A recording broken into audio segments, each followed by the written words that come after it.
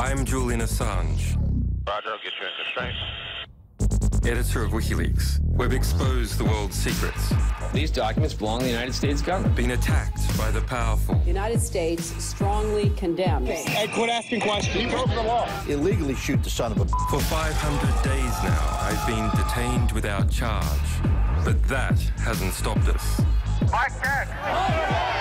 Today, we're on a quest for revolutionary ideas that can change the world tomorrow.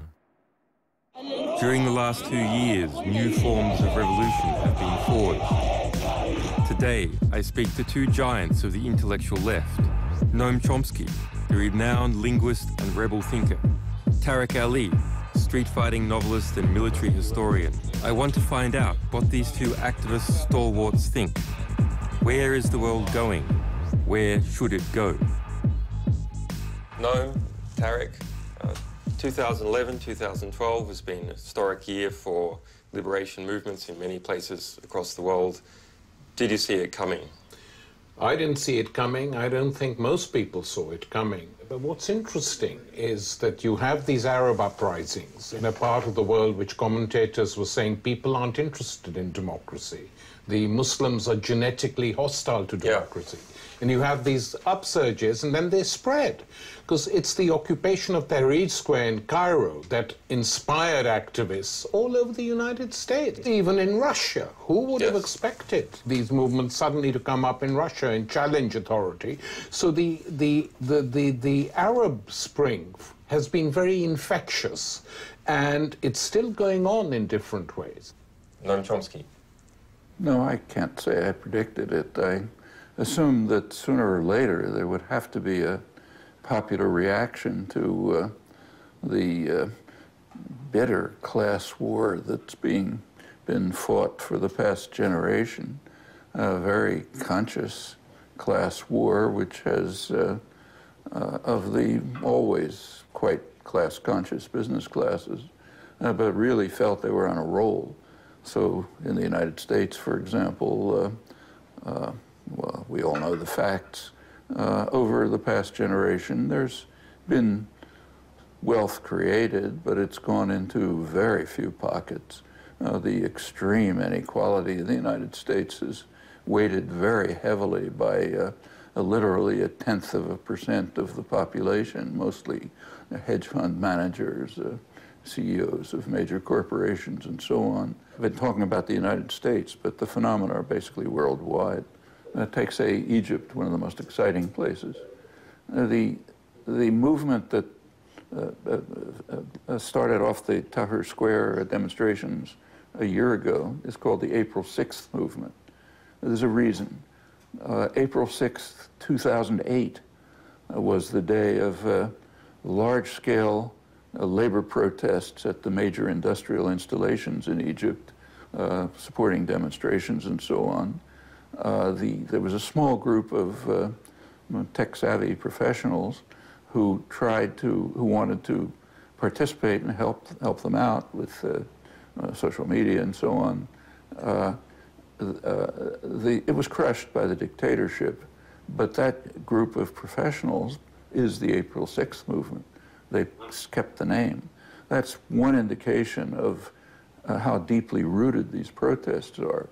Yes, there were people ready. A lot of people. For many, it was just a moment of an opening, which we can somehow do something.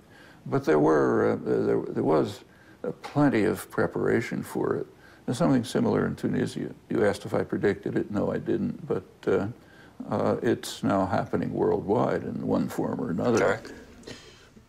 I think Noam is right, and I think essentially what we've been witnessing, together with the neoliberal economy, is a contraction of politics, in the sense that I've been arguing now for some time that what we have in Western politics is neither the extreme left nor the extreme right, but an extreme center. And this extreme center encompasses both center-right and center-left, which agree on fundamentals: waging wars abroad, occupying countries and punishing the poor, pushing through austerity measures. It doesn't matter which party is in power, either in the United States or in the Western world. Things, carry on like before. There's continuity from one regime to the next, which affects the functioning of the media, which has become more and more narrow. So there's very little diversity, very few debates constructed within the mainstream media. And that is a big characteristic now. It's a dictatorship of capital, which is exercised through this extreme center. The Arab countries had dictators backed by the West for some time, and the speed and scale of those uprisings certainly took everyone by surprise. None of us could have predicted it. Do you think that the lack of predictability, in fact, is part of why they were successful? That if they could have been predicted, mechanisms would have been put in place to stop it happening. Yeah, and pretty extreme mechanisms. They would have tried to arrest people, crush people, torture people, lock activists up, but it went out of control very rapidly. And the United States and the French in Tunisia and Egypt, for instance, couldn't control it. I mean, they were taken by surprise too. I mean, they only got their act together to try and subvert the process when they had a 6-month bombing of Libya by NATO things, so they could exercise some control on the entire Arab world again. But it's still incredibly volatile. And sometimes people say, but nothing much has changed. This is true, but one thing has changed is that the people, the masses, have realized that in order to bring about change, they have to move and become active. And that is a big lesson from these uprisings. I want to consider how much choice there really is. Is the choice illusory, or do new regimes have to deal with the situation that is around them, the basic constraints in dealing with other nations? Would you, for example, knowing that Cuba was 90 miles away from Miami, 90 miles away from an aggressive superpower that is broadcasting propaganda into Cuba, introduce censorship? Would you introduce state police as a way of preventing the removal of independence from Cuba? Because it seems to me that these are the questions that are going to have to be faced by nations that are struggling not only to overthrow their rulers, but to be independent as a nation from Western powers afterwards. Well, Cuba's a very special case, so I mean, to some extent it has characteristics like other small countries, but it is unique. For 50 years, the United States has been dedicated to strangling and crushing Cuba. Yep. And Kennedy's Latin American advisor said the problem is the Castro idea of taking matters into your own hands, which might lead others in similar circumstances to try to follow that path, and pretty soon the whole system of U.S. control would erode. So for those reasons which persist, the United States has carried out, first of all, a massive terror campaign. Cuba's been the victim of more terror than probably the whole world combined in international terror. And beyond that, economic strangulation of an extraordinary sort. If you are a population that wants to be independent, that wants an independent state, we might talk about other forms of independence later, but an independent state in defiance of NATO, or if you're near China, in defiance of China, or Russia for some of the former Soviet states, then it comes at a cost. And in the case of Cuba, perhaps that cost is that you're in a state of war. Being in a state of war, you look around the world, there are similar problems, but not as dire as the one that Cuba faces. So go a little bit to the south, South America. One of the most dramatic and important of developments of the past decade is that South America, for the first time since the European conquerors came, for the first time in 500 years, has made a very significant move towards independence, towards integration, There isn't a single U.S. military base left in South America, which is pretty remarkable. What do you think, Tariq? Well, I think that over the last decades, the most significant changes we've seen have come from South America. I mean, I visited Venezuela, Bolivia, Brazil, and the mood is just different. And many people say it's the first time ever we feel really independent, that whatever the weaknesses might be of these regimes, and there are some, they are sovereign states, and they act as such. And when Chavez, for instance, says something to the United States, he's very blunt and open about it. And he told me once, he said, you know, I gave a speech in the UN, and a lot of other countries who can't say this in public come and congratulate me and say, thank you, you're speaking for all of us. And he says, I say to them, but you can speak too. No one can stop you, but, you know, the condition... Well, they obviously think they can't speak. They think they can't. And this is now a mode in most of South America, I mean, with the exception of Colombia, Mexico, and partially Chile. Elsewhere, people are feeling we're independent for the first time ever. I think this is going to be a huge problem for the United States. I mean, they're obsessed with the Arab world in China and now Iran. But in South America, for a decade, or a bit more, the United States is not in control. It worries them enormously. In fact, the National Security Council, top planning organization, warned that if we cannot control Latin America, how are we going to impose a successful order on the rest of the world, meaning rule the rest of the world? So if we can't control even our backyard, how are we going to control everything else? Now, there's a deeper point. Now moving over to the Middle East, the deep concern in the United States and the other traditional imperial powers, Britain and France particularly, concern is that now they may, the Middle East might get out of control. And that's serious, much more serious than South America. I agree. That's why they invaded Libya, Noam. I have no doubt about it, was to re-establish control. I agree, but I think it's all over.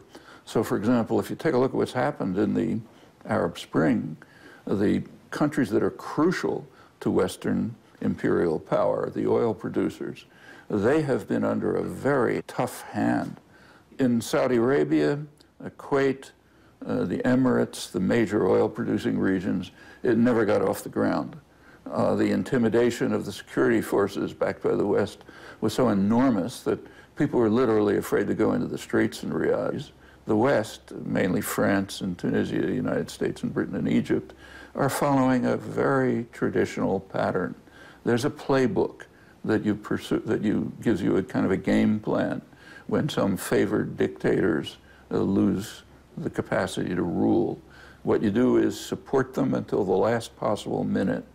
When it's impossible any longer, maybe the army turns against them, you get your intellectual class to issue ringing declarations about democracy, and then you try to restore the old system as much as possible.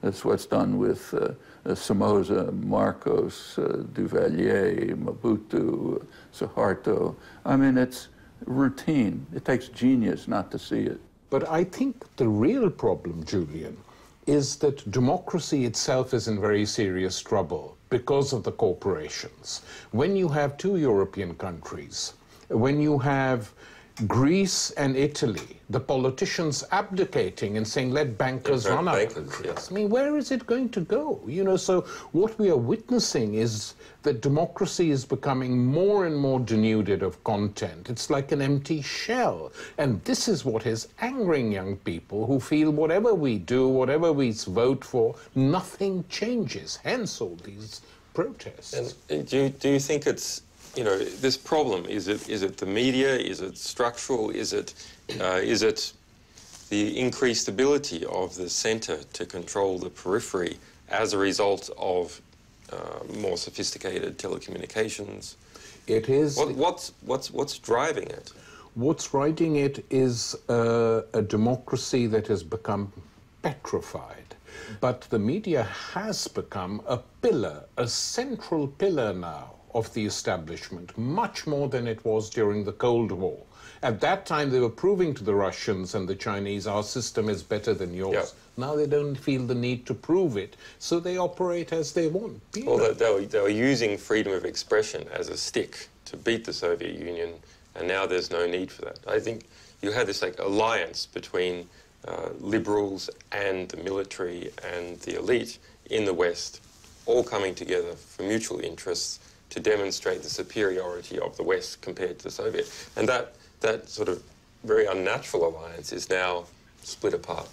A, it's split apart, and B, within the Western world, they have now got things controlled to such an extent that they literally get away with murder. I mean, Obama has now signed a law according to which the American president has the right to authorize the killing of an American citizen without any recourse to law at all. No due process, which no other US president in history has done. I mean, even during the Civil War, the people who tried to kill Lincoln, or who killed Lincoln, the conspirators, were tried in a court, however faulty it was. No longer you can order someone to be killed. And this attack on civil liberties is, of course, extremely disturbing because it really affects democracy. I mean, do you think these social movements that are happening in Latin America, if you look at the sort of the technological adoption in Latin America, it's somewhere like the US was in the 1970s. And is the political and social interaction that is occurring in those states as a result of the technological interactions that are occurring? So perhaps it is simply not possible for a more industrialized country to adopt the model of a less industrialized country. Would we have to throw away the industrialization to do it? I don't think so. I mean, most of these Western states have very happily become deindustrialized and made China into the dominant economic power in the world, like the British were in the 19th century. I mean, China is the workshop of the world. Yeah. There's been a huge increase. The workforce, while declining in the West, has trebled from 1 billion in the 70s and 80s to over 3 billion today because of what's happening in China, India, parts of South America. So I think the so-called advanced powers have a lot to learn from the good things that have been happening in South America. Why not? Noam, is there a model, a practical functioning model? Well, I think I agree with Tariq, there's many models, but I don't think that popular forces concerned with changing their own societies should be looking for models. I think they should be creating the models. And that's exactly what's happening. So models in South America, let's say, where there's been a lot of progress, they're developing models. In Bolivia, which has been mentioned a couple of times, one of the most striking things that's happened there is that the most repressed part of the population in the hemisphere, the indigenous population, has moved into the political arena, has in fact taken political power, and is pursuing its own concerns. It's also happening in Ecuador and to an extent in Peru. Well, they're developing new and significant models.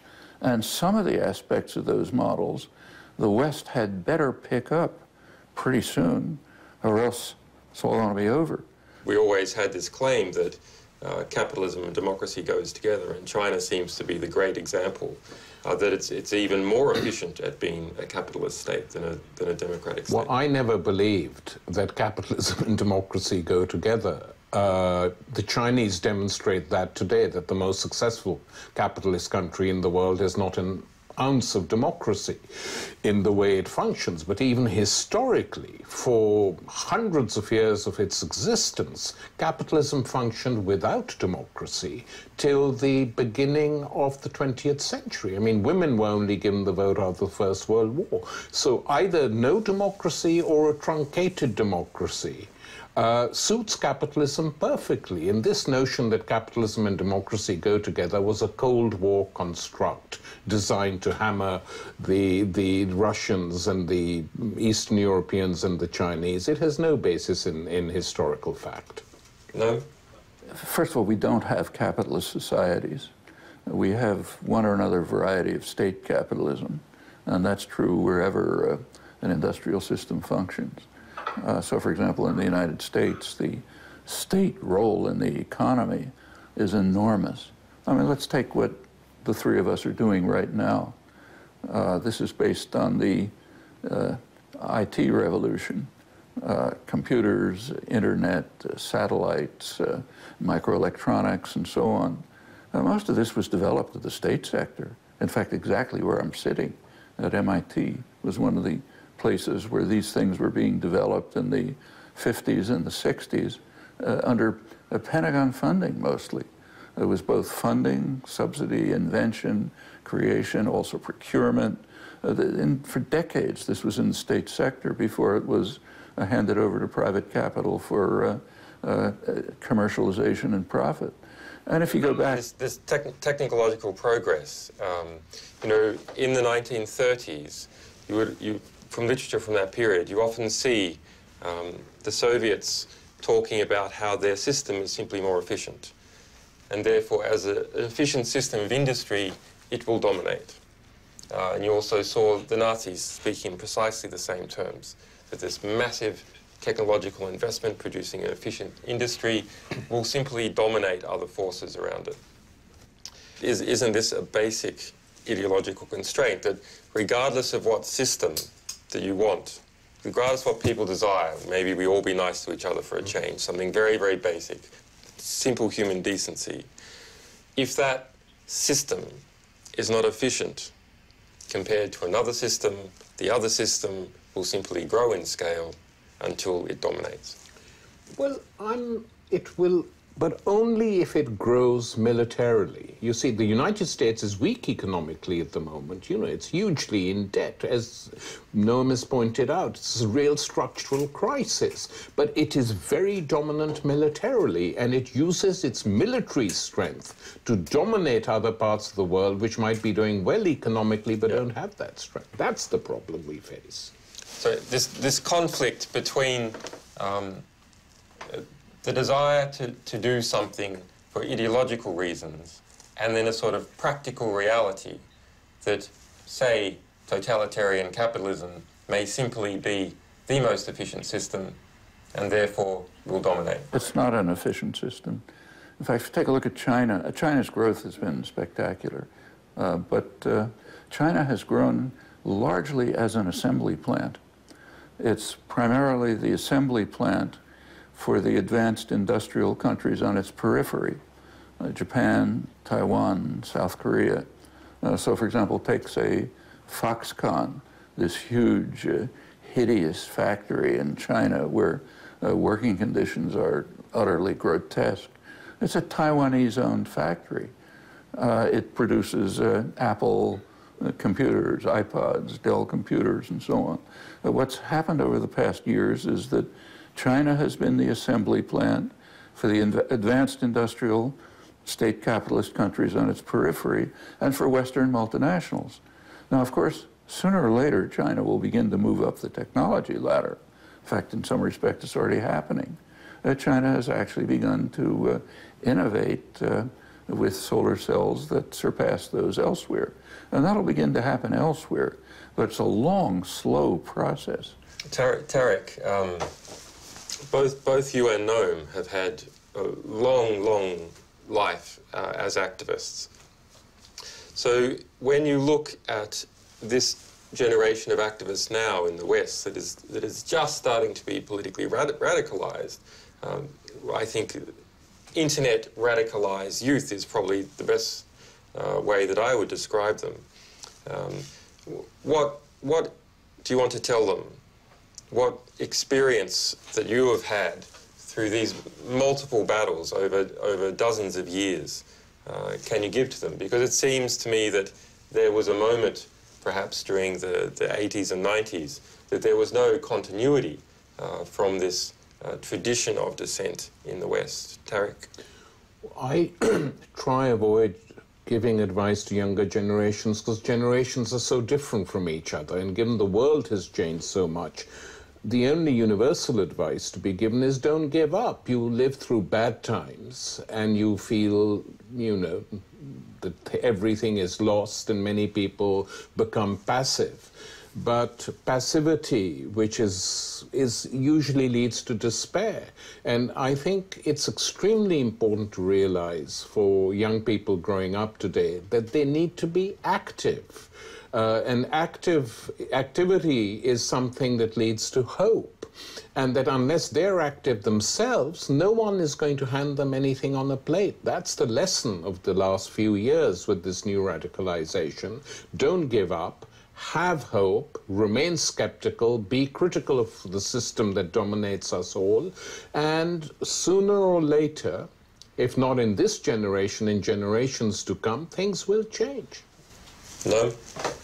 Well, a lot of things have changed over the years, and they've changed often to the better. They've changed because lots of dedicated people committed themselves to it, and that history hasn't ended.